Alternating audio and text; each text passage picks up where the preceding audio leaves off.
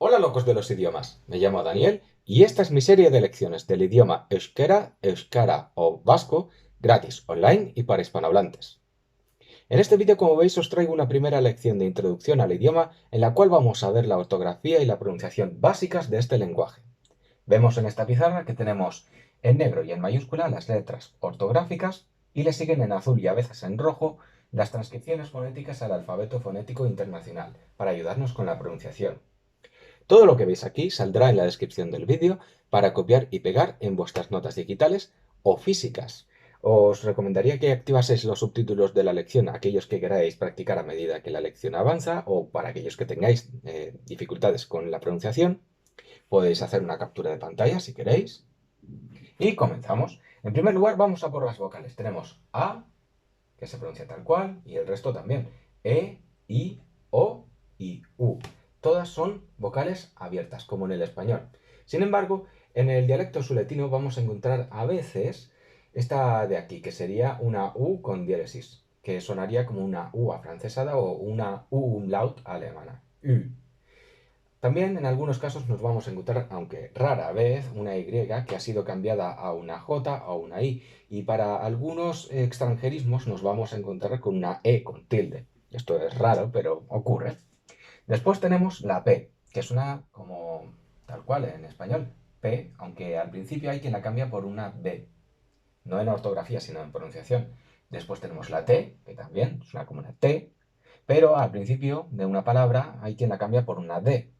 Después tenemos la G, que normalmente suena como una G o una G, que es una G más suave, es más fricativa. Aunque en algunos dialectos del sur del País Vasco hay quien la cambia por un sonido de J, que puede ser cualquiera de todos estos, cuando se está delante de una E o una I. Es decir, el comportamiento cambia al de una J, que veremos más adelante. Después tenemos la K, que suele ser una K, pero al principio de una palabra hay quien la cambia por un sonido de G suave, es decir, este de aquí. Después tenemos la M, N, la L, L, la H, que hay quien defiende que siempre tiene un sonido que se puede percibir como el... Pero hay quien también defiende que a veces no aparece de forma audible. Después tenemos la B, que puede ser la B que tenemos incorporada en español, que sería D o B. Tenemos la D, que también suena como D o D en algunos casos. Tenemos la S, que se comporta, según parece en algunos dialectos del norte, como una sh, es decir, como una X, y en el sur como una sh, sh, que sería más bien como una S apical. Después tenemos la Z, que se comporta como una S sorda, es decir, como se pronunciaría esta normalmente en el español. Una X, que hemos visto antes que era una sh, y hay que diferenciar estas tres en sonidos. Esta sería sh, esta sería s, y esta sería sh. ¿De acuerdo? En formas de fuerza, esta sería s, sh, sh. ¿De acuerdo? Después tenemos la ñ o la n después de una i que se comporta como una ñ española. Ñ, ñ.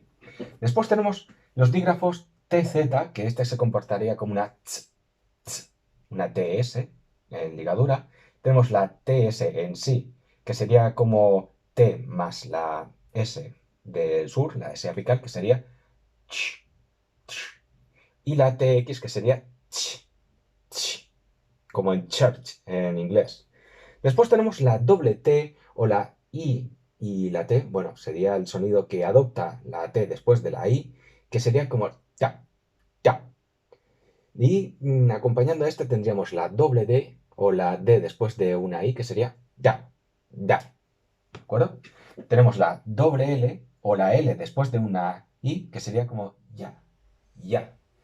No es como la ya que veremos después, sino como la ella que suena después, bueno, después no, en la palabra pastilla, ya, ya.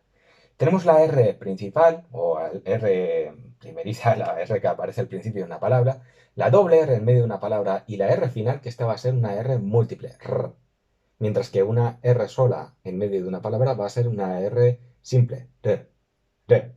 Tenemos el dígrafo de Z, z, z.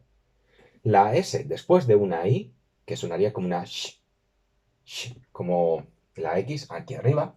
Y después tenemos la J que tiene bastantes valores. En primer lugar, en los dialectos vizcaíno, labortano o navarro tiene el sonido similar a la Y española. Y, y, y. No como, no como vimos antes, que era ya, sino ye. En el guipuzcoano tendría el valor de de J española. Y en el suletino tendría el valor de o y. Hay quien también ha apuntado que en el norte del País Vasco se usaría el mismo valor que el de la ella aquí. Ye. Después tenemos la TS después de la I, que sería che. Che. Es decir, va a ser más bien como una TX aquí. Y después tenemos algunas consonantes raras dentro de este lenguaje, que serían la C, la Q, la C con colita, la V y la W, y como he explicado antes, la Y y la E.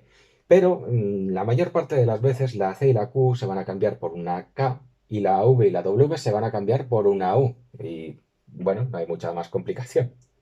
Y bueno, esto es todo por ahora. Espero que os haya gustado. Y si es así, no olvidéis darle a like, comentar, compartir, suscribiros para estar atentos a más contenido que me ayuda a llevar adelante el canal, ir a los grupos de Facebook, a Instagram, a Patreon, a la nueva página daniversity.com, invitad a más gente, pero sobre todo aprended.